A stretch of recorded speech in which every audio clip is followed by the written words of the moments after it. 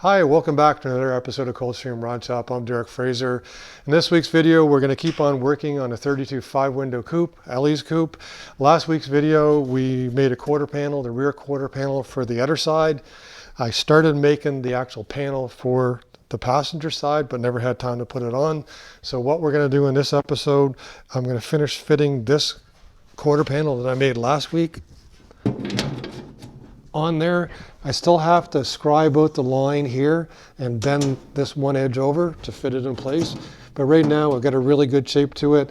The arc is good from when we English wheeled this edge, and same thing along the bottom. Still probably have to tweak it a little bit once I cut everything out, but right now that panel is really close. The other thing I really want to do, and I mentioned it a couple times before, I really want to get the camera lady's frame on the rotisserie to start cleaning it up, because over the next couple of weeks the goal is to start working on the frame. It's 99% done. There's one or two welds left just to touch up on it, then clean it down, prime it and paint it.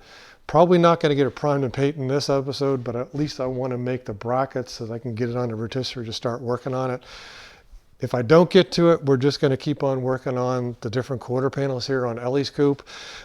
As I said in the last week's video, we've got to replace the back quarters, the bottoms of the doors, and the bottom of the front quarters too. So there's 6 panels in total we have to make for it. So anyways, follow along. We're going to be working on a 32 Ford or a 32 Ford. Okay, Saturday morning, we're off to another car show. The weather looks good. The venue's pretty decent. I think it's on grass. Going to be a nice drive. Some people asked if I could show a little bit of us driving where we drive here in Nova Scotia. So we'll show you a little bit of the wooded area where we drive through and some of the farm country we drive through. If you don't know it already, we're situated in a quite rural area of Nova Scotia where we work on these hot rods. So anyway, follow along for a little bit of a drive and we'll show you a little bit of the car shows this weekend.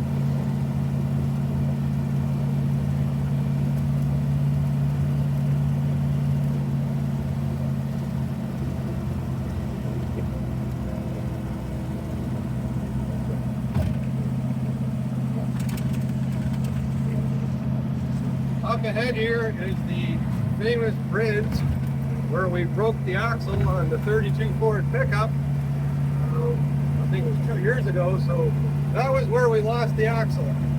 For those of you who are following along with our builds all along, well, that was it.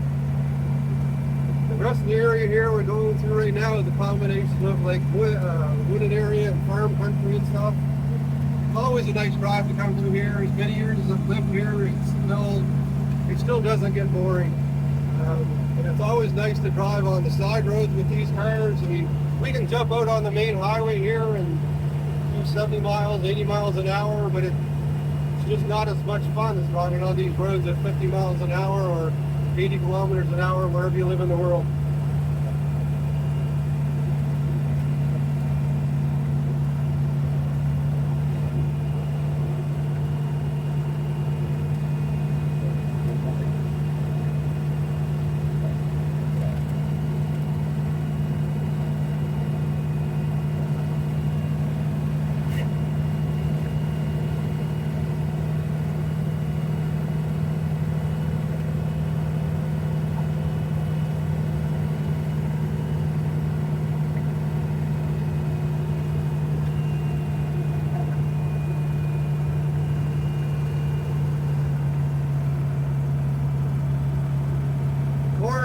just starting to grow, probably about 3 inches tall.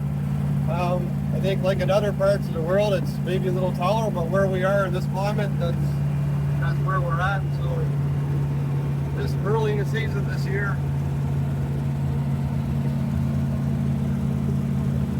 we've actually got good weather on the weekend. There's been a couple of weekends where it's just rained, so although you can get out in the car, it's just not as much fun as driving in the sun.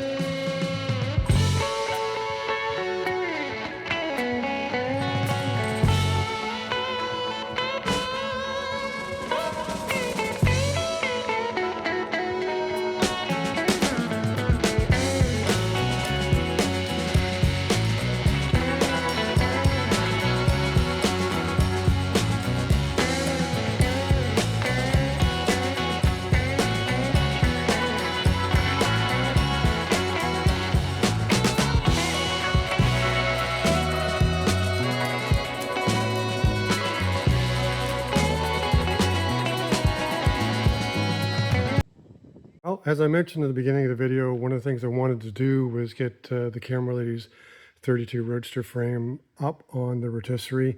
Had to make a couple brackets up here so that it would bolt on. So essentially we just modified some brackets with some bolts here so they go through the spreader bar holes, and then get it off the sawhorses there. Right now all I'm doing is just prepping the metal. The metal was pretty good. It's just a little bit of surface rust onto it. So I'm going over it with some finer sandpaper and some brushes, steel brushes and stuff to try and clean it up. I really don't want to drag it out and get it sandblasted, but I guess if I have to, I will. The other thing I've mentioned was that some of the welds I wanted to go over. For example, these ones here, they were decent welds, but all I did, I just took the TIG welder. There was enough weld there and basically remelted it and redid the weld all the way around. Another one of the welds that we had around the steering bracket here, again, functional, but just ugly as sin. So kind of dressed that up and rewelded some of those areas. So anyways, we're going to keep on working on this. I don't know if I'll get it epoxy primed in this episode because I need to do a lot more cleaning on it. And then the other thing is that I have some drop down curtains here that I've used. You can see one across the top, across there, and across here. They need to be replaced and actually make the booth much larger so that we can put the frame into it. Last time I did a frame, I basically covered the stuff in the garage, painted the frame, and the paint went absolutely everywhere. So we're not going to do that again. We're going to basically, in an upcoming episode, probably put the curtains down and then paint it. So anyways, I'm going to carry on with cleaning the frame up. And then I'll also continue working on the other quarter panel that we did from last week. We started making it. We got one quarter panel on the driver's side in the back there. Now we just have to do it for the passenger side. So I'm going to do that next.